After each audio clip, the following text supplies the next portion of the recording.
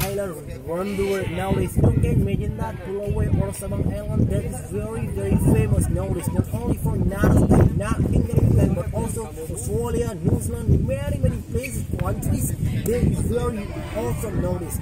You know, I got a lot of guests from Europe, United States. When I talk something about, Sabang Island, this is same like, the Bali Island, the Water Island. This is very awesome. So, my friend there, if you want to come to Indonesia, don't forget to come to Aceh. When you come to Aceh, that is very awesome. The beautiful voice is really awesome, my friend. Wonderful, very awesome. So, I just suggest you, Aceh is wonderful places. Aceh is natural resources and then still fresh. Everything in the mountain, this is long mountain and monkeys in trees, and then every morning one running deer. Imagine that.